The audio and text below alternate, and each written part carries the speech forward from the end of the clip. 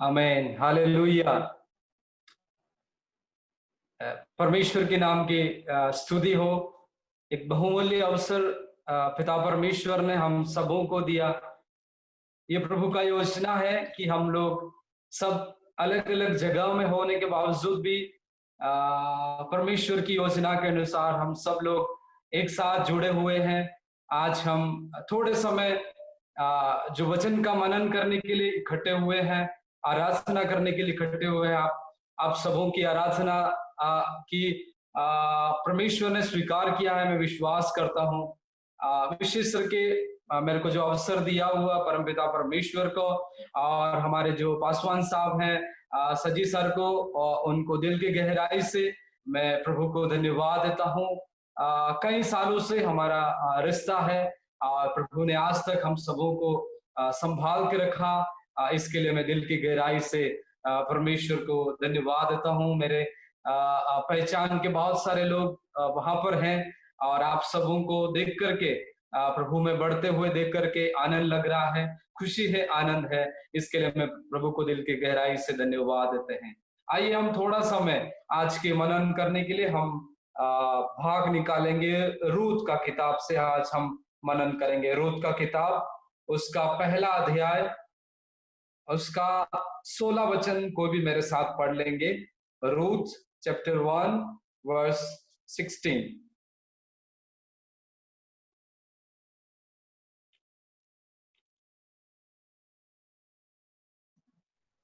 रूत बोली, तू मुझसे यह विनती ना कर कि मुझे त्याग या छोड़कर लौट जा, क्योंकि जिधर तू जाए उधर मैं भी जाऊंगी, जहां तू टिके वहां मैं भी टिकूंगी।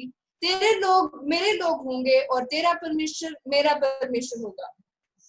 पहला पतरस पहला अध्याय उसका दूसरा वचन भी। पहला पतरस पहला अध्याय उसका दूसरा वचन भी। और परमेश्वर पिता के भविष्य ज्ञान के अनुसार आत्मा के पवित्र करने के द्वारा आज्ञा मानने और यीशु मसीह के लहू के छिड़के जाने के लिए चुने गए हैं, तुम्हें अनुग्रह और शांति बहुतायत से मिलती रहे। यीशु मसीह के लहू छिड़काए जाने की वजह, छिड़काए जाने से आपका चुनाव हुआ है। पहला पतरस का पत्री कहती है यीशु के लहू छिड़काए जाने से। और परमेश्वर के भविष्य ज्ञान अर्थात परमेश्वर को सब कुछ मालूम था इंसान के बारे में, पहला पतरस कहता है। रूत का किताब में हमने पढ़ा, रूत ऐसे कहती है, तेरा परमेश्वर मेरा परमेश्वर होगा। तू जहां जाएगी मैं वहां पर जाऊंगी। तेरे लोग मेरे लोग होंगे। आज परमेश्वर ऐसे ही भक्तों को ढूंढता है जो ये कहता है, तेरा परमेश्वर मेरा परमेश्वर होगा। एक भक्त जब ये बात समझ जाता है, मेरा चुनाव परमेश्वर की ओर से हुआ है और इस चुनाव के पीछे यीशु मसीह ने अपना पवित्र किया है। इस बात को हर एक विश्वासी अपने जीवन में समझना बहुत जरूरी है। और जब एक विश्वासी इन बातों को अपने जीवन में, एक भक्त अपने जीवन में जब वो समझ जाता है, तब वो भी रूत के समान ये कहना शुरू हो जाता है, कठिन परिस्थितियों के बीच में, बीमारी के बीच में, समस्याओं के बीच में आपका परमेश्वर मेरा परमेश्वर होगा। तू जहां जाएगा वहां मैं भी जाऊंगा। थोड़ा सा मैं आपको इस रूत की बैकग्राउंड में या इस इतिहास के बैकग्राउंड में जरा सा मैं लेके आपको जाने के लिए चाहता हूं। आप सबों को इसके बारे में पढ़ा होगा। ये रूत का जो परिवार अर्थात इनके सास और ससुर ये बैतलहम से यहूदा का बेतलेहम से मोआब के उस देश में आने के लिए इन्होंने निर्णय लिया। उसकी वजह यह था, उससे पहले वहां पर न्यायी लोग न्याय करते थे। शायद उन लोगों का उनका न्याय पसंद नहीं आया होगा, ये कारण हो सकता है। शायद इसमें ऐसे लिखा हुआ है, उस देश में अकाल पड़ा, अर्थात बेतलेहम में अकाल पड़ा, और उसकी वजह से इस परिवार ने, एलीमेलेक और नओमी ने, ये योजना किया कि हम बेतलेहम को छोड़ करके हम मोआब को जाएं। आप सबों को पता है, बेतलेहम एक आशीषित जगह था। परमेश्वर का अनुग्रह उस देश पे था, लेकिन उन्होंने परिस्थिति को देख करके मोआब, अर्थात एक तरह से कहना चाहिए ये लूत के बच्चों के द्वारा पैदा हुआ एक देश है। नहीं तो लूत के बच्चे जहां पर तैयार हुए थे, वो बड़े हुए थे, और उनके द्वारा तैयार हुआ ये मोआब नाम का देश है। आप सबों को पता है अब्राहम और लूत की कहानी। अब्राहम को परमेश्वर ने आशीष दिया था, अब्राहम परमेश्वर का चुना हुआ था, आशीषित व्यक्ति था। लेकिन लूत है, वो परमेश्वर के दास का विपरीत में कार्य उसने किया था।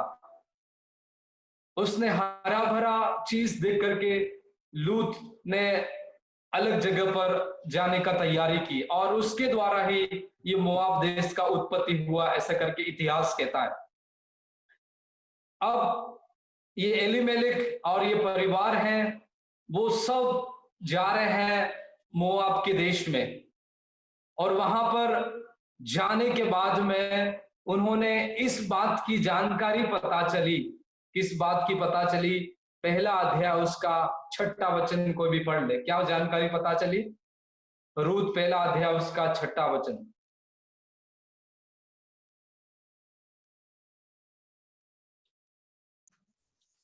तब मोआब के देश में यह सुनकर कि यहोवा ने अपनी प्रजा के लोगों की सुधि लेके उन्हें भोजन वस्तु दी है, उस देश से अपनी दोनों बहुओं समेत लौट जाने को चली।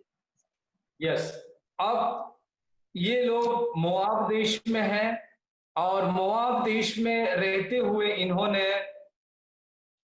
अपने दोनों पुत्र के विवाह भी कर दिया है। दोनों मोआबी स्त्रियों से अपने दोनों पुत्र का विवाह किया है, और वहां पर रहते हुए उसका नओमी के पति का डेथ हो गया, दोनों बच्चों का डेथ हो गया।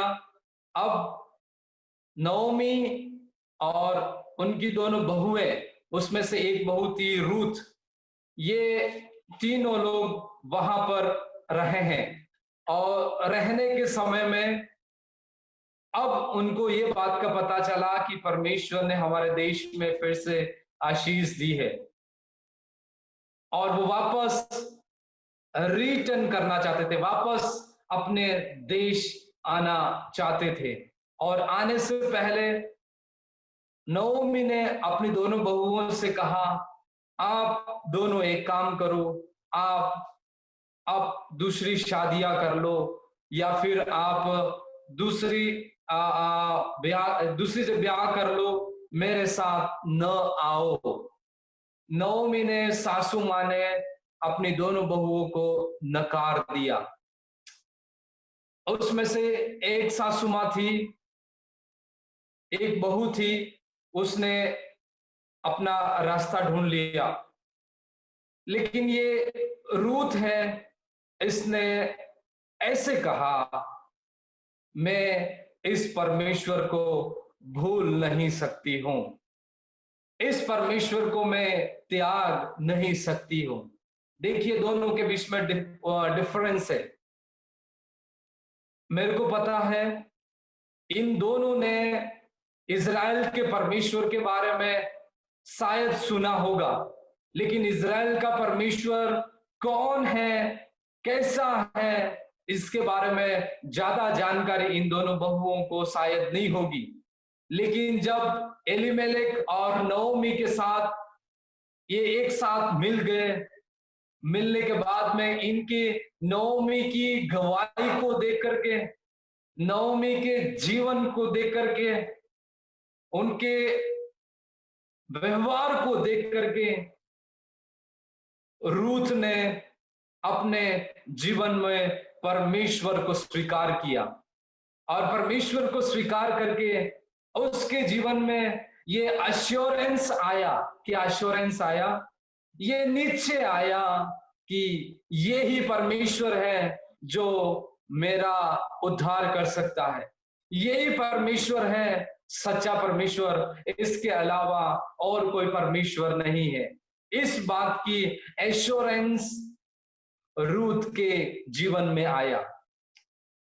प्यारों, जो आप मेरे वचन सुन रहे हैं, हर एक विश्वासी भाई बहनों को अपने जीवन में इस बात का एश्योरेंस होना बहुत जरूरी है कि हमारा चुनाव किसकी ओर से हुआ है, हमको किसने चुना है, इसका एश्योरेंस हमारे जीवन में होना बहुत जरूरी है। भले आप किसी भी प्रकार के काम करते हो, भले आप नौकरी करते हो, भले आप कलीसिया में साधारण विश्वासी हो, भले आप खेती करते हो, भले आप धंधा करते हो, भले आपके ऊपर किसी की नजर है या नहीं है, लेकिन एक बात का आपको एश्योरेंस अपने जीवन में होना मांगता है। क्या मांगता है?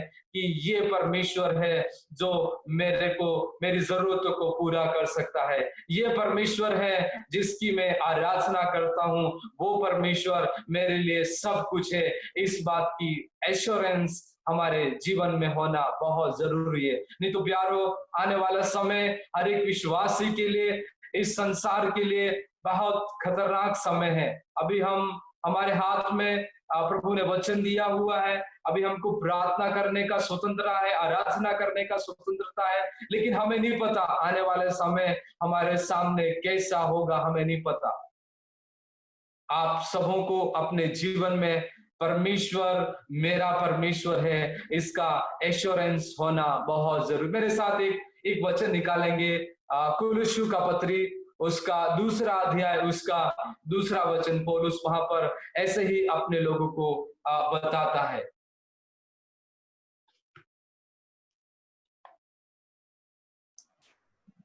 कुलुस्सियों 2:2, ताकि उनके मनों में शांति हो और वे प्रेम से आपस में गढ़े रहे और वे पूरी समझ का सहारा धन प्राप्त करे और परमेश्वर पिता के भेद को अर्थात मसीह यीशु को पहचान ले। क्या लिखा हुआ है? पौलुस क्या कहता है? परमेश्वर पिता को नहीं तो मसीह को समझ ले। जब ये पत्र लिखा उस समय में पौलुस जेल में पड़ा हुआ था। विश्वासी लोग अलग अलग जगह पर तितर बितर होकर के रहते थे।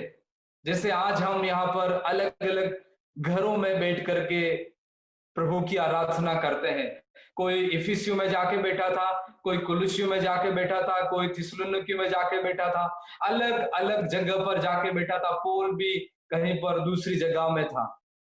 और पौलुस कुलुस्सियों के पत्री लिखने के समय में अपने लोगों को ये कहता है कि आप लोगों को मसीह की समझ होना बहुत जरूरी है। और जब आपके जीवन में मसीह की समझ आएगी, मसीह की जानकारी जब आपके विवेक में बैठेगी, तब विपरीत परिस्थितियों के बीच में भी आप ये कह सकेंगे कि आपका परमेश्वर मेरा परमेश्वर है। भले हम एक साथ होकर के आराधना एक कलीसिया में बैठ करके नहीं कर पाते हैं, लेकिन आप जहां पर भी है वहां पर बैठ करके आप प्रभु को ये कह सकते हैं, ओ परमेश्वर आप मेरा परमेश्वर है, मेरी परिस्थितियां ऐसी है, मेरा समय ऐसा है, लेकिन परमेश्वर आप मेरा परमेश्वर है। कब बोल सकते हैं? जब आप मसीह को अपने जीवन में अच्छी तरह से समझते हैं। तो आज मैं विश्वास करता हूं आपकी कलीसिया में भी हो, हमारे यहाँ पर भी हो, आज बहुत सारे विश्वासी लोग हैं जो परमेश्वर या मसीह को नहीं समझते हैं। यीशु इस संसार में क्यों आया, इसकी सही जानकारी नहीं है। इसकी वजह से, और दूसरा कारण भी हो सकता है, शायद उनके पास जूम चलाने का या फिर नेट का सुविधा नहीं होगा, वो एक दूसरा रीजन है। लेकिन जिनके अंदर मसीह को समझने की ललक है, वो लोग हर परिस्थिति में परमेश्वर को आराधना करने के लिए, परमेश्वर की महिमा करने के लिए हर संभव कोशिश करेंगे, क्योंकि वचन ऐसा कहता है कि उन्होंने मसीह को समझ लिया। Hallelujah, hallelujah. और हमारे जीवन में हमें याद रखना चाहिए, मसीह को समझना बहुत जरूरी है। और जब आप मसीह को समझकर इस भक्ति में आगे बढ़ेंगे ना, आपके जीवन में आपका जीवन भी रूत के समान होगा। और रूथ, नओमी, इन दोनों का मेलजोल की वजह से रूथ ने परमेश्वर को समझ लिया, याहवे गॉड को समझ लिया, और समझने की वजह से वो पराये लोगों के बीच में जाकर के रहने के लिए तैयार हो गई। पराये लोग जिनका खाना पीना डिफरेंट था, उठना बैठना अलग था, उनका परमेश्वर अलग था, लेकिन इस रूत ने परमेश्वर को समझ लिया। पौलुस कहता है आपको मसीह को समझना जरूरी है, और समझने की वजह से रूत वापस बैतलहम में आने के लिए तैयार हो गई, वो रिटर्न होने के लिए तैयार हो गई। और इतिहास ऐसा कहता है कि जब रूत वापस बैतलहम में आई, परमेश्वर ने उसके ऊपर अपना अनुग्रह दिखाया, ग्रेस दिखाया। और जब हम परमेश्वर को विपरीत परिस्थितियों के बीच में समझ लेते हैं, परमेश्वर अपना अनुग्रह हमारे ऊपर भेजता है। आप सबों को पता है, दानियेल का इतिहास पता है। दानियेल ने परमेश्वर को समझ लिया। दानियेल परमेश्वर को अच्छी तरह से जानता था, और उसकी वजह से जब वहां के राजा ने दानियेल को सिंहों के मांद में डाल दिया, ऐसे समय था जब दानियेल घबरा सकता था, राजा आप मुझे इस शेरों की मांद में मत डालो, मैं इस परमेश्वर को छोड़ दूंगा, ऐसा दानियेल कह सकता था इंसान होने के नाते। लेकिन दानियेल ने परमेश्वर को समझ लिया, और इसकी वजह से खुशी खुशी दानियेल तैयार हो गया परमेश्वर के लिए। और इतिहास ऐसा कहता है, वचन ऐसा कहता है, जब सुबह हुआ, सुबह होने के समय राजा ने जब जाकर के देखा, दानियेल आराम से शेर को तकिया बना के आराम से सो रहा था। उसका वजह क्या है प्रियो पता है? दानियेल परमेश्वर को अच्छी तरह से जानता था, और उसकी वजह से परिस्थितियां उसके लिए ठीक नहीं थी, लेकिन इसके बावजूद भी वो आराम से सो रहा था। शांति उसके मनों में, शांति उसके हृदय में सरपास कर रही थी। प्रियो, आज आप सब घर पे बैठे हुए हैं, अशांति का माहौल चारों तरफ है, बीमारी का माहौल चारों तरफ है, लोग घबरा रहे हैं, लोगों के मन में डर घुस रहा है अलग अलग तरीका से। लेकिन जिन्होंने मसीह को समझ लिया, वो शांति के साथ में, आनंद के साथ में विपरीत परिस्थितियों के बीच में आनंद से सोएंगे, आनंद से रहेंगे, आनंद से प्रभु की भक्ति करेंगे। किस प्रकार से दानियल ने अपने जीवन में किया। प्रियो, हमारा परमेश्वर जिसकी हम उपासना करते हैं, वो अपने लोगों को छुड़ाएगा, वचन कहता है। अपने लोगों को बचाएगा, परमेश्वर कहता है। हमको डरने की जरूरत नहीं है, हमें भय खाने की बिल्कुल भी जरूरत नहीं है हमारे जीवनों में, क्योंकि यीशु मसीह हमारे साथ में रहने वाला परमेश्वर है। यीशु मसीह ने 2020 साल पहले मेरे लिए और आपके लिए कालवरी के क्रूस पर लहू छिड़काया हुआ है, लहू छिड़काया हुआ है। और यदि आपको उस लहू की सामर्थ की ज्ञान है, समझ है, तो आपको संसार डरा नहीं सकता है। संसार आपके मन में भय नहीं डाल सकता है, क्योंकि हर एक विश्वासी यीशु के लहू के द्वारा कवर किए हुए हैं। वचन कहता है, इब्रानियों का पत्री पढ़ो, इब्रानियों का पत्री उसका 9 अध्याय जब आप पढ़ोगे, आपको वहां पर पता चलता है यीशु के लहू की सामर्थ।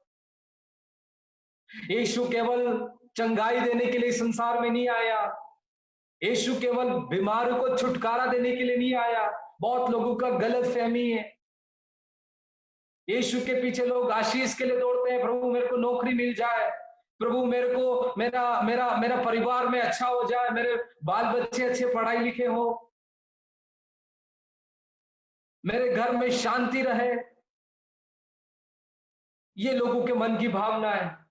लेकिन परमेश्वर की योजना उससे बढ़कर प्रियो हमारे लिए है, और वो है अपने बेटे प्रभु यीशु को हमारे लिए भेजना और इस संसार में आकर के अपने लहू का छिड़काया जाना। और यीशु के लहू के छिड़काए जाने से हमारे पापों का उद्धार होता है। पुराने नियम में देखने के समय,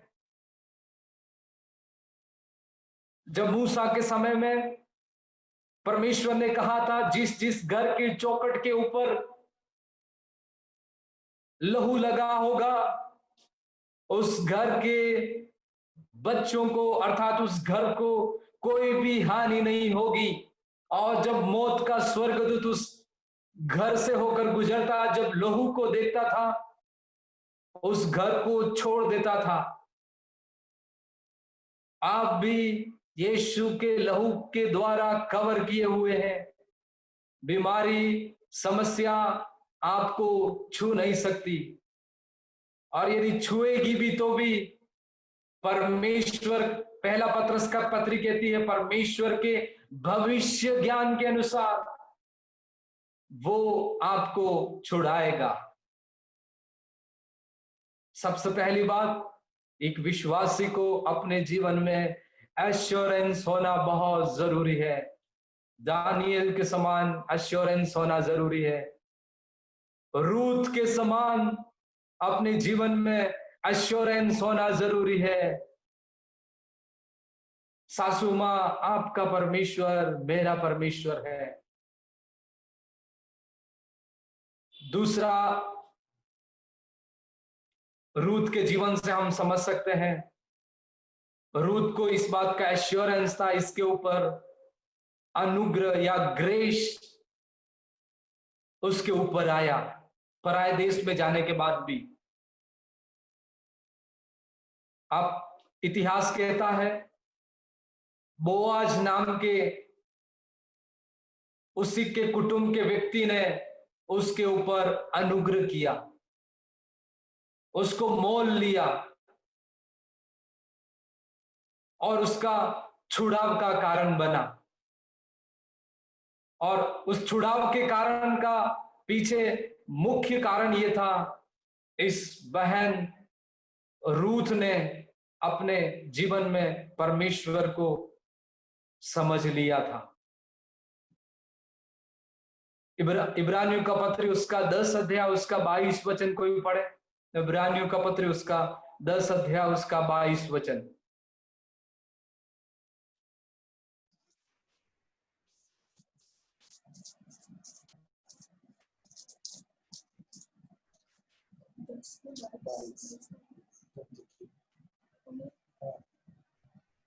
और तो आओ हम सच्चे मन और पूरे विश्वास के साथ और विवेक का दोष दूर करने के लिए हृदय पर छिड़काव लेकर और देह को शुद्ध जल से धुलवाकर परमेश्वर के समीप जाए। क्या लिखा हुआ इसमें? एक शब्द लिखा हुआ है, पूरे विश्वास के साथ। पूरे विश्वास के साथ, बिना शक किए हुए हम परमेश्वर के समीप जा सकते हैं। उसका कारण है यीशु मसीह ने हमारे लिए अपना बहुमूल्य लहू बहाया है। एक विश्वासी के मन में एक छोटा सा भी शक नहीं होना है। मेरा परमेश्वर जिस पर मैं भरोसा करता हूं, दाऊद कहता मेरा परमेश्वर जिस पर मैं भरोसा करता हूं वो मेरी सहायता करेगा। इब्रानियों का पत्र लिखने वाला लेखक अपने लोगों को यह समझाना चाहता है, आपके अंदर पूर्ण विश्वास होना मांगता है। एश्योरेंस के साथ साथ में आपको अपने जीवन में पूर्ण विश्वास होना मांगता है। और ये रूथ के जीवन में देखने के समय इसको पूर्ण विश्वास हो गया था। वो तैयार हो गई दूसरे देश में जाने के लिए। उसके मन में एश्योरेंस भी था, निश्चय भी था, ये परमेश्वर मेरी सहायता करेगा। उसको विश्वास भी था इस बात का कि ये परमेश्वर मेरे को जरूर छुड़ाएगा, ये परमेश्वर मेरे को जरूर बचाएगा। रूथ को अपने जीवन में विश्वास हो गया था। प्रियो, जब हमारे विश्वास में थोड़ा सा जब हमारा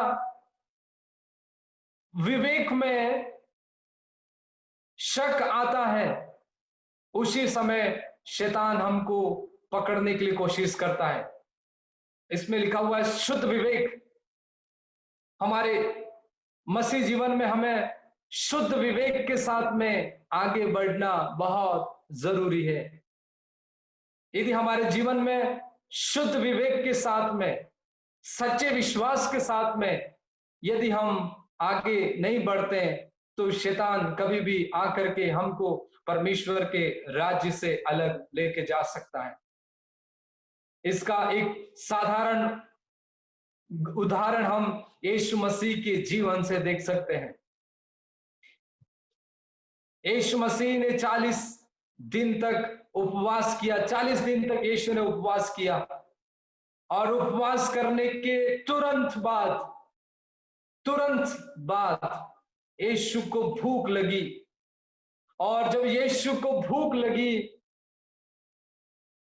यीशु के मन में एक विचार आया, अब मुझे खाने का जरूरत है, नहीं तो भोजन की जरूरत है। और उसके विवेक ने यह निर्णय लिया कि अब मुझे खाना है। 40 दिन तक उसके विवेक ने यह निर्णय लिया था कि उपवास के साथ में परमेश्वर की उपस्थिति में बैठना है। लेकिन अगले ही समय उसके विवेक ने यह बताया कि अब भोजन की जरूरत है। और परखने वाले ने आकर के उसके विवेक पर आकर के अटैक किया। ऐसा कहता है वचन, ऐसा कहता है शैतान ने आकर के उससे पूछा कि तू एक काम कर, अब तुझे भूख की लगी है, अब तू इस पत्थर को बोल कि ये रोटी बन जाए। मैं बोलता हूं यीशु के पास वो सामर्थ थी कि उस पत्थर से वो रोटी बना सकता था। सामर्थ थी क्योंकि वो परमेश्वर का पुत्र था। लेकिन उसको समझ में आ गया ये आवाज ये परम पिता परमेश्वर की ओर से नहीं है, लेकिन ये आवाज शैतान परखने वाले की ओर से है। और जब उसके विवेक ने बताया ये ये जो बोल रहा है रोटी बनाने का, ये शैतान है। और जब उसका विवेक उसका जब तैयार हो गया और उसने वचन का इस्तेमाल किया यीशु ने, और जब उसने वचन का इस्तेमाल किया, शैतान परखने वाला उससे दूर हो गया। हमारे विवेक, इसलिए इब्रानियों का पत्री लिखने वाला लेखक ऐसा कहता है, हमें शुद्ध विवेक के साथ में हमें समझने की जरूरत है प्रियो, इस भक्ति में आगे बढ़ने के समय की ये आवाज मेरे मन में आ रही है वो किसकी ओर से है। ये विवेक जो मुझे कहता है वो परमेश्वर की ओर से है या दुष्ट शैतान की ओर से है। जब आप इन बातों को समझ जाते हैं तब आपके जीवन में परमेश्वर काम करता है। और आप जब तक नहीं समझेंगे, इसलिए पत्र लिखने वाला कहता है आप अपने विवेक को शुद्ध रखो। अपने विवेक में एक एक एक बात ये डाल दो कि यीशु के लहू के छिड़काए जाने की वजह से आपका चुनाव हुआ है। आप मुस्तफाबाद में रहते हैं, मैं राजस्थान में रहता हूं, लेकिन हम सबों को इस बात की जानकारी होने मांगती है कि हमारा चुनाव यीशु के लहू बहाने से हुआ है। यीशु के कालवरी के क्रूस पर खून बहाने से हमारा चुनाव हुआ। इसलिए हमारे पास हियाव होना है, हियाव होना है परमेश्वर के सम्मुख जाने का, और उसके लिए हमारे जीवन में एश्योरेंस होना जरूरी है, शुद्ध विवेक होना जरूरी है, पूर्ण विश्वास होना जरूरी है। और ये यदि आपके जीवन में है तब आप रूत के समान कह सकते हैं ये परमेश्वर मेरा परमेश्वर है। इस परमेश्वर के पीछे जब मैं चलूंगा, ये परमेश्वर मेरे को अनंत जीवन के लिए आगे लेके जाएगा। रूत को इस बात का एहसास अपने जीवन में हो गया और उसकी वजह से वो उनके साथ जाने के लिए, सासू माँ के साथ जाने के लिए तैयार हो गई। प्रियो, पहला पतरस का पत्री हमने जब पढ़ा, वहां पर भी पतरस ऐसा ही कहता है, परमेश्वर के भविष्य ज्ञान के अनुसार, परमेश्वर को हमारे भविष्य के बारे में अच्छी तरह से पता है। परमेश्वर को इस बात का जानकारी था कि मनुष्य गलती करेगा, इंसान गलती करेगा, परमेश्वर को पता था। आदम और हव्वा गलती करेंगे, परमेश्वर को पता था।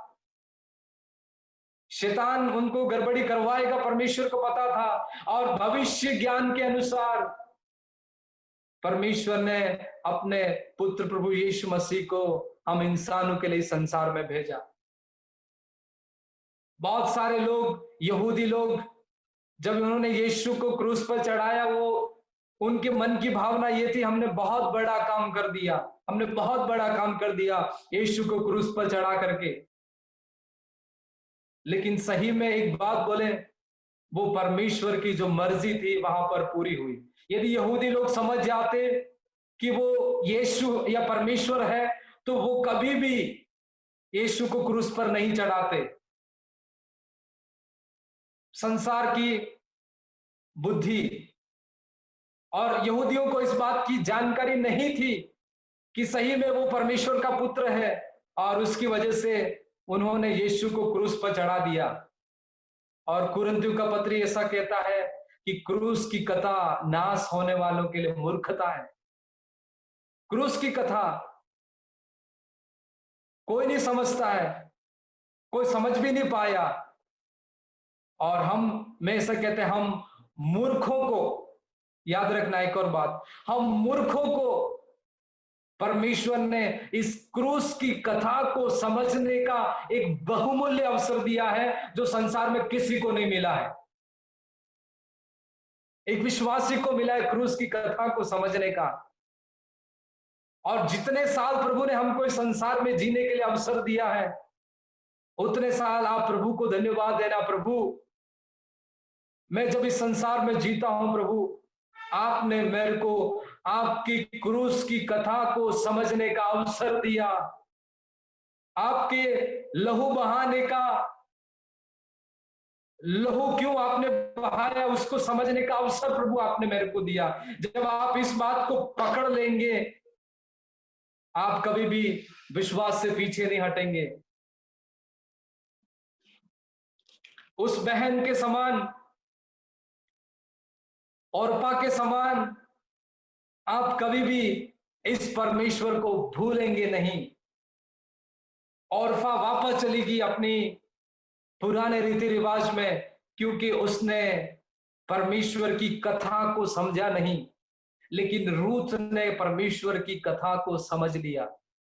आज के समय में हमको क्रूस की कथा को समझना जरूरी है।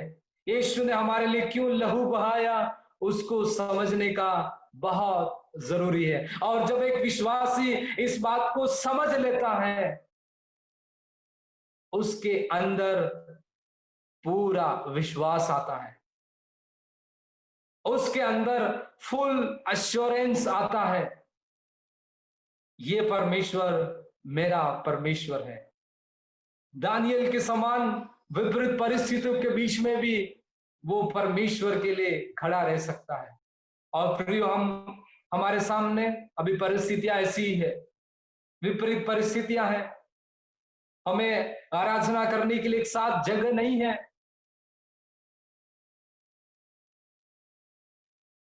लेकिन परमेश्वर कहता है मैंने आपको चुन लिया है, मैंने आपको छुड़ाया है। ऐसे हम वचन से सीख सकते हैं। और उस फुल एश्योरेंस के साथ में हमें विश्वास के जीवन में आगे बढ़ने की जरूरत है। हाँ, इस संसार में रहते हैं, बीमारियां, तंगी, मुश्किल जरूर आएगी। लेकिन याकूब का पत्री कहती है, जब तुम नाना प्रकार की परेशानियों में पड़ो तब इसको पूरे आनंद की बात समझो। नाना प्रकार की परीक्षाओं में पड़ो तब आप उसको पूरे आनंद की बात समझना जरूरी है। कौन समझ सकता है? वो विश्वासी समझ सकता है जो क्रूस की कथा को समझता है। वो विश्वासी समझ सकता है यीशु ने मेरे लिए क्यों खून बहाया। वो विश्वासी विपरीत परिस्थितियों में भी आनंदित रह सकता है। और ऐसा एक जीवन बिताने के लिए, ऐसा एक मसीह जीवन में आगे बढ़ने के लिए प्रभु आपकी जरूर सहायता करेगा। हम पुराने नियम में देखने के समय में, सदरक, मेशक और अबेदनगो के जीवन में भी देखने के समय उनके साथ भी ऐसा ही हुआ। उन्होंने बोला, राजा तेरे को जितना भट्टा धतकाना है धतका दे, हमें कोई दिक्कत नहीं है, हमें कोई समस्या नहीं है। और जब उनको उसके अंदर डाल दिया गया, परमेश्वर उतर के आया, ऐसा कहते हैं। परमेश्वर उतर के आया, ऐसा कहते हैं। और एक विश्वासी को आग में पड़ना जरूरी है।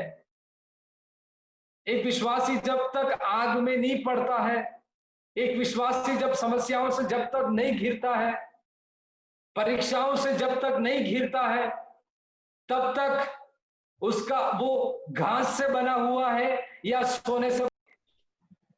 इसलिए एक विश्वासी को अपने जीवन में, मैं कंक्लूजन करके खत्म करूंगा। पहला पतरस का पत्री हमने जिस प्रकार से पढ़ा, एक विश्वासी को इस बात का एश्योरेंस होना जरूरी है कि हमारा चुनाव क्यों हुआ है, और उसका वजह है यीशु के क्रूस पर खून बहाने से। रूथ के जीवन में हमने देखा, रूथ को इस बात का एश्योरेंस था, एश्योरेंस हो गया कि ये परमेश्वर मेरी सहायता जरूर करेगा।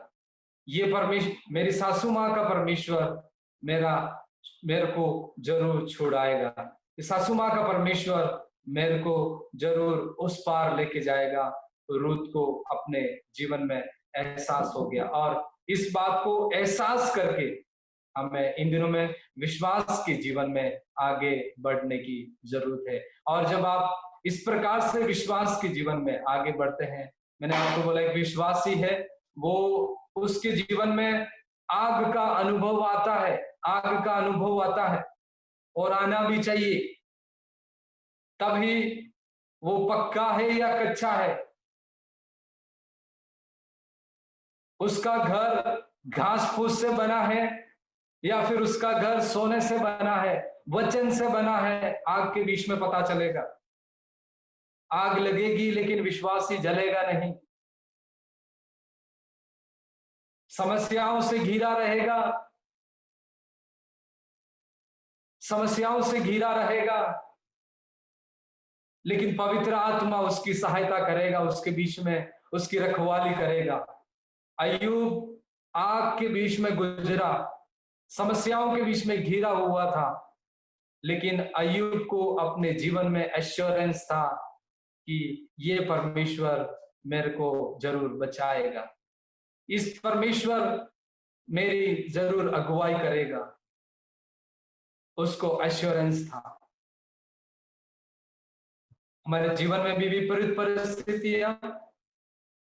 परिस्थिति हमारे सामने ठीक नहीं हो, लेकिन उसके बीच में इन दिनों में हमें बड़े एश्योरेंस के साथ में, शुद्ध विवेक के साथ में इस भक्ति में आगे बढ़ने की जरूरत है। और उसके लिए पवित्र आत्मा प्रभु ने हमारे लिए दिया हुआ, पवित्र आत्मा प्रभु ने हमारे लिए दिया हुआ। उस पवित्र आत्मा की अगुवाई के लिए हर दिन आपको सुबह या शाम हर दिन परमेश्वर से दुआ करना पड़ेगा। प्रभु पवित्र आत्मा आप मेरी अगुवाई कर, पवित्र आत्मा आप मेरी अगुवाई कर। और नया नियम कहता है जब पवित्र आत्मा तुम पर आएगा वो आपको सही मार्ग दिखाएगा, आपको किधर जाना है किधर नहीं जाना है, क्या करना है क्या नहीं करना है, पवित्र आत्मा आपकी सहायता करेगा। पूरा विश्वास के साथ, पूरा एश्योरेंस निश्चय के साथ परमेश्वर के सम्मुख जाए और परमेश्वर को बोले, परमेश्वर आप ही मेरा परमेश्वर है, आपके सिवा, भजन संहिता लिखने वाला कहता है आपके सिवा मेरी कहीं भलाई नहीं है परमेश्वर, आपके सिवा मेरी कहीं भलाई नहीं है। आप भले आग के बीच में गुजरे, कोरोना नाम की इस बीमारी के बीच में होकर के जाए,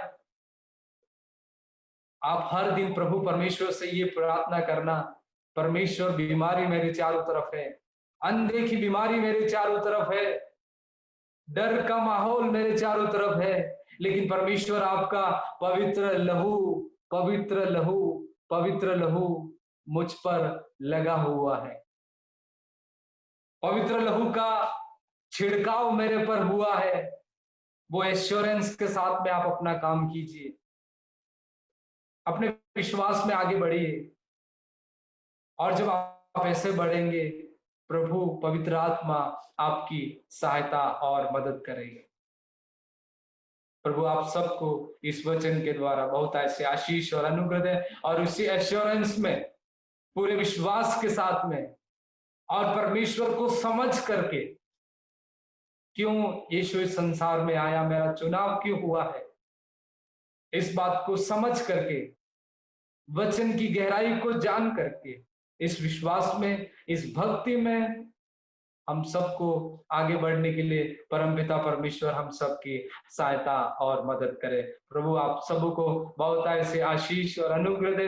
मुझे समय दिया हुआ प्रभु के दास को और आप सब कलीसिया को तहे दिल से धन्यवाद देते हैं। आप सब विश्वास में प्रभु में बलवंत होते जाइए, बाकी काम प्रभु आपकी जरूर सहायता करेगा। ये प्रार्थना के साथ में मेरा वचन को मैं यहाँ पर समाप्त करता हूँ। प्रभु आप सब